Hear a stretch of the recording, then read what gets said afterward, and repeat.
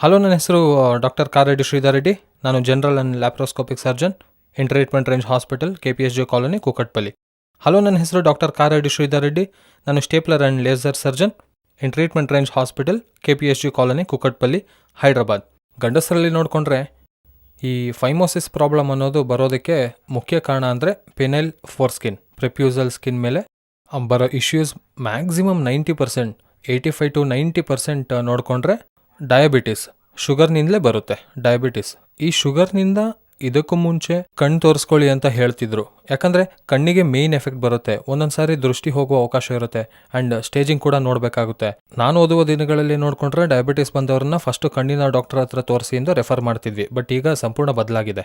ಈಗ ಎಲ್ಲದಕ್ಕಿಂತ ಮೊದಲು ಯಾವುದರ ಮೇಲೆ ಎಫೆಕ್ಟ್ ಆಗುತ್ತೆ ಅಂದರೆ ಗಂಡಸರಲ್ಲಿ ನೋಡಿಕೊಂಡ್ರೆ ಪಿನೈಲ್ ಫೋರ್ಸ್ಕಿನ್ ಮೇಲೆ ಈ ಡಯಾಬಿಟಿಸ್ನ ಇಶ್ಯೂಸ್ ಅನ್ನೋದು ಸ್ಟಾರ್ಟ್ ಆಗ್ತಿದೆ.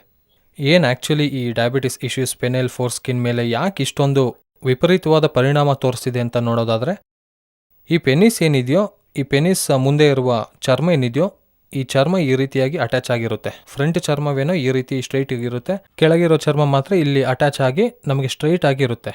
ಈ ಚಿಕ್ಕ ಅಟ್ಯಾಚ್ಮೆಂಟ್ನೇ ನಾವು ಫ್ರೆನ್ಯುಲಮ್ ಅಂತ ಕರಿತೀವಿ. ಫ್ರೆನ್ಯುಲಮ್.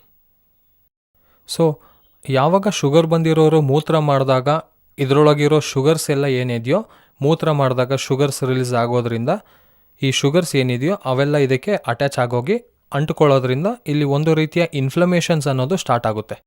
ಬೆಲನೈಟಿಸ್ ಆಗಲಿ, ಬೆಲನೋಪಾಸ್ಥೈಟಿಸ್ ಆಗಲಿ, ಇವೆಲ್ಲವೂ ಒಂದು ರೀತಿಯ ಇನ್ಫ್ಲಮೇಷನ್ಸ್, ಇವು ಇನ್ಫೆಕ್ಷನ್ಸ್ ಅಲ್ಲ. ಯಾಕಂದರೆ ಬಾಡಿನಲ್ಲಿರೋ ಶುಗರ್ಸ್ ಅದಕ್ಕೆ ಅಟ್ಯಾಚ್ ಆಗಿರೋದ್ರಿಂದ ಸ್ಲೋ ಆಗಿ ಅಲ್ಲಿರೋ ಚರ್ಮನ ಒಂದು ಎಲಾಸ್ಟಿಸಿಟಿ ಅನ್ನೋದು ಹೋಗ್ತಿರುತ್ತೆ.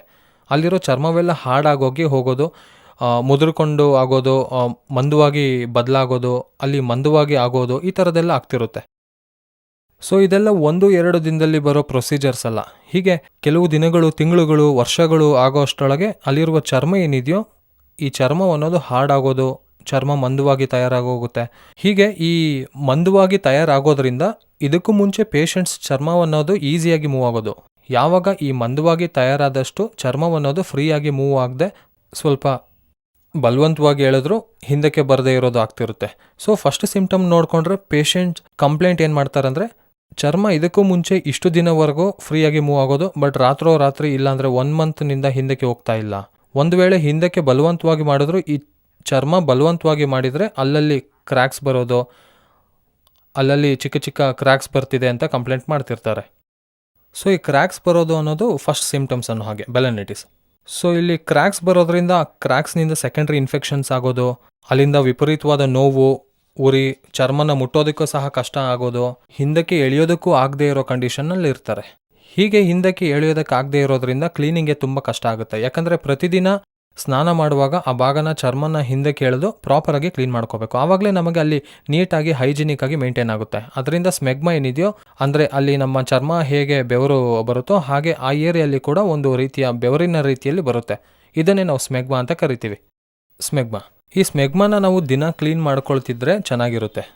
ಹಾಗೆ ಇಲ್ಲದೆ ನಾವು ಇದನ್ನು ಹಾಗೆ ಬಿಡೋದ್ರಿಂದ ಏನಾಗುತ್ತಂದರೆ, ಈ ಸ್ಮೆಗ್ಮಾ ಅನ್ನೋದು ಕ್ಲೀನ್ ಆಗದೆ ಅಲ್ಲೇ ಇದ್ದು ಒಂದು ರೀತಿಯಾದ ಫೌಲ್ ಸ್ಮೆಲ್ ಬರೋದು, ನವೆ ಆಗೋದು ಆ್ಯಂಡ್ ಜಿಗುಟು ರೀತಿಯ ಬೆಳ್ಳನೆ ಜಿಗುಟು ಪದಾರ್ಥ ಬರೋದನ್ನು ನಾವು ಆಗಾಗ ನೋಡ್ತಾ ಇರ್ತೀವಿ.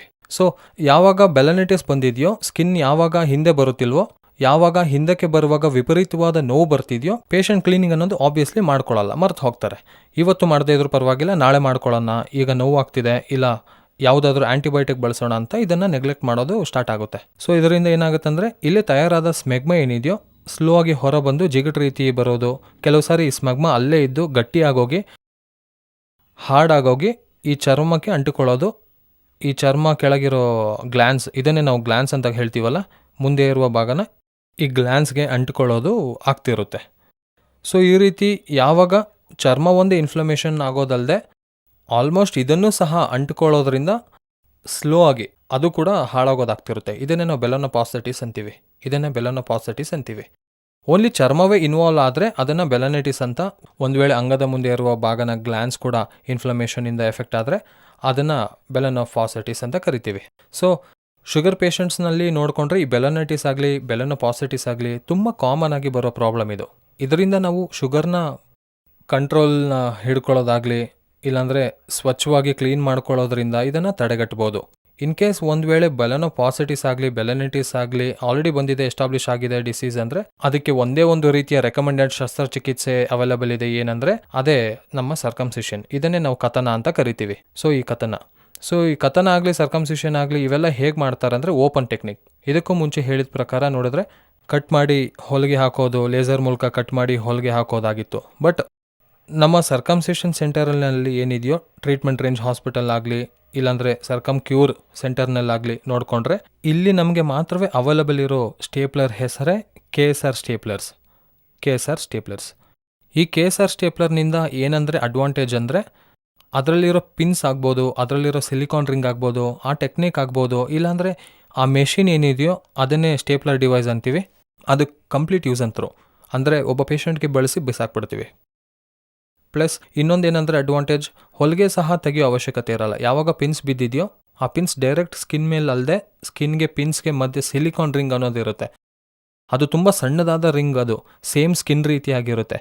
ಆ ಸಿಲಿಕಾನ್ ರಿಂಗ್ ಏನಿದೆಯೋ patent right only KSR stapler ಮೇಲೆ ಮಾತ್ರ ಇದೆ, ಬೇರೆ ಯಾವ ಸೆಂಟರ್ನಲ್ಲಾಗಲಿ ಯಾವ ಡಿವೈಸ್ನಲ್ಲಾಗಲಿ ಇರೋದಿಲ್ಲ. ಸೊ ಈ ಪಿನ್ಸ್ ಏನಿದೆಯೋ ಆ ಸಿಲಿಕಾನ್ ರಿಂಗ್ ಮೇಲೆ ಬಿದ್ದಿರೋದ್ರಿಂದ ಸಿಲಿಕಾನ್ ರಿಂಗ್ ಬಿದ್ದು ಹೋಗಿದೆ ಅಂದರೆ ಪಿನ್ಸ್ ಕೂಡ ಬಿದ್ದೋಗುತ್ತೆ. ಬೇರೆ ಸ್ಟೇಪ್ಲರ್ನಲ್ಲಿ ನೋಡಿಕೊಂಡ್ರೆ ಪಿನ್ಸ್ನ ತೆಗೆಯೋದಕ್ಕೆ ಮತ್ತೆ 10-15 ದಿನ ನಂತರ ಸೆಂಟರ್ಗೆ ಹೋಗಿ ಮತ್ತೆ ಪಿನ್ಸ್ ತೆಗಿಬೇಕಾಗುತ್ತೆ. ಬಟ್ ಇದರಲ್ಲಿ ಪಿನ್ಸ್ ಅನ್ನೋದು ಡೈರೆಕ್ಟ್ ಸ್ಕಿನ್ ಮೇಲೆ ಬೀಳೋಲ್ಲ. ಹಾಗಾಗಿ ಯಾವುದೇ ರೀತಿಯ ಸೈಡ್ ಎಫೆಕ್ಟ್ಸ್ ಆಗಲಿ ಯಾವುದೇ ರೀತಿ ಕಾಂಪ್ಲಿಕೇಶನ್ಸ್ ಆಗಲಿ ಇರೋದಿಲ್ಲ. ಒಂದು ವೇಳೆ ಸಿಲಿಕಾನ್ ರಿಂಗ್ಸ್ ಇಲ್ಲದೆ ಡೈರೆಕ್ಟ್ ಪಿನ್ಸ್ ಬಿದ್ದರೆ ಕಾಂಪ್ಲಿಕೇಶನ್ಸ್ ಬರುತ್ತೆ, ಮತ್ತೆ ಪಿನ್ಸ್ ಒಳಗೆ ಹೋಗುವ ಅವಕಾಶ ಇರುತ್ತೆ. ಅದು ಸೆನ್ಸಿಟಿವ್ ಪಾರ್ಟ್ ಆಗಿರೋದ್ರಿಂದ ಯಾವುದೇ ರೀತಿಯ ಸೈಡ್ ಎಫೆಕ್ಟ್ಸ್ ಅಂದರೆ ಸಿಲಿಕಾನ್ ರಿಂಗ್ ಇಲ್ಲದೆ ಮಾಡೋದು ಅಷ್ಟು ಒಳ್ಳೆಯದಲ್ಲ. ಸೊ ಇದನ್ನೆಲ್ಲ ದೃಷ್ಟಿಯಲ್ಲಿ ಇಟ್ಕೊಂಡು 20-25 ಸಾವಿರ ಸರ್ಜರಿ ಮಾಡಿದ ನಂತರ ಸ್ಲೋ ಆಗಿ ಸಿಲಿಕಾನ್ ರಿಂಗ್ನ ಡೆವಲಪ್ ಮಾಡಿರೋದಾಗಿದೆ. ಆ ಸಿಲಿಕಾನ್ ರಿಂಗ್ ಯಾವ ರೀತಿ ಇದ್ದರೆ ಪೇಷಂಟ್ಗೆ ಯಾವ ರೀತಿ ನೋವಿರಲ್ಲ, ಯಾವುದೇ ರೀತಿ ಎಡಿಮಾ ಊತ ಇರೋದಿಲ್ಲ ಅಂತ ತಿಳಿದುಕೊಂಡ್ಮೇಲೆ ಈ ಸಿಲಿಕಾನ್ ರಿಂಗ್ನ ತಯಾರು ಮಾಡಿರೋದಾಗಿದೆ. ಪೇಟೆಂಟ್ ರೈಟ್ಸ್ ಕೂಡ ಸಿಲಿಕಾನ್ ರಿಂಗ್ ಮೇಲಾಗಲಿ ನಮ್ಮ KSR ಸ್ಟೇಪ್ಲರ್ ಮೇಲಾಗಲಿ ಇದೆ. ಸ್ಟೇಪ್ಲರ್ ಏನಿದೆಯೋ ಇದು new latest method treatment range ಹಾಸ್ಪಿಟಲ್ನಲ್ಲಿ ಮಾತ್ರ ಅವೈಲಬಲ್ ಆಗಿದೆ. ಇಲ್ಲಿ ಏನು ಮಾಡ್ತೀವಂದರೆ ಏನೆಲ್ಲ ಕುಯ್ಯೋದಾಗಲಿ ಹೊಲಿಯೋದಾಗಲಿ ಇದೆಯೋ ಅವೆಲ್ಲ ಅಲ್ಲದೆ ಇಲ್ಲಿವರೆಗೂ ಚರ್ಮನ ತೆಗೆಯೋದಾಗಿರುತ್ತೆ. ಸೊ ಅಂಗದ ಮೇಲಿರುವ ಸಂಪೂರ್ಣ ಚರ್ಮ ಅಲ್ಲದೆ ಸ್ವಲ್ಪ ಪಕ್ಕದಲ್ಲಿರುವ ಇಲ್ಲಿರುವ ಚರ್ಮನ ಮಾತ್ರವೇ ತೆಗೆಯೋದಾಗಿರುತ್ತೆ. ತೆಗೆದು ಹಾಕೋದ್ರಿಂದ ಇದು ಎಲಾಸ್ಟಿಕ್ ಆಗಿರೋದ್ರಿಂದ ಈ ಚರ್ಮ ಏನಿದೆಯೋ ಈ ಚರ್ಮ ಎಲಾಸ್ಟಿಕ್ ಆಗಿರೋದ್ರಿಂದ ಅದು ಇಲ್ಲಿಗೆ ಬಂದುಬಿಡುತ್ತೆ. ಸೊ ಇಲ್ಲಿ ನಮಗೆ ಪಿನ್ಸ್ ಅನ್ನೋದು ಬೀಳುತ್ತೆ. ಸೊ ಈ ಗ್ಯಾಪ್ ಏನಿದೆಯೋ ಈ ಗ್ಲ್ಯಾನ್ಸ್ನಿಂದ ಈ ಪಿನ್ಸ್ಗೆ ಮಧ್ಯೆ ಇರುವ ಗ್ಯಾಪ್ ಏನಿದೆಯೋ ಈ ಗ್ಯಾಪ್ ದೂರವಾಗಿ ಇರೋದ್ರಿಂದ ಕಾಸ್ಮೆಟಿಕ್ ಆಗಿ ನೋಡಿಕೊಂಡ್ರೆ ರಿಸಲ್ಟ್ ತುಂಬ ಚೆನ್ನಾಗಿರುತ್ತೆ.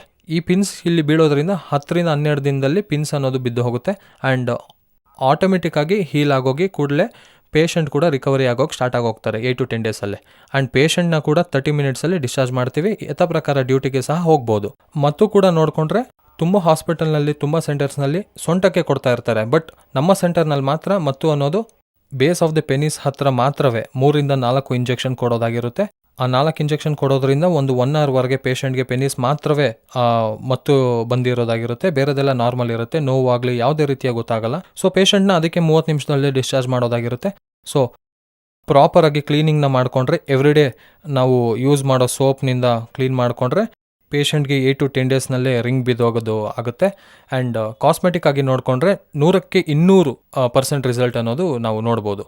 ಸೊ ಈ ರೀತಿಯಾದ ಬೆಲನಿಟಿಸ್ ಆಗಲಿ ಡಯಾಬಿಟಿಸ್ನಿಂದ ಬರೋ ಕಾಂಪ್ಲಿಕೇಶನ್ಸ್ ನಿಮ್ಮಲ್ಲಿದ್ದರೆ ತಪ್ಪದೇ ನಾನು ಅವೈಲಬಲ್ ಆಗಿರ್ತೀನಿ. ನನ್ನ ಮೀಟ್ ಆದರೆ ನಮ್ಮ KSR ಮೂಲಕ ಸರ್ಜರಿ ಮಾಡಿಸ್ಕೋಬೋದು. Thank you very much.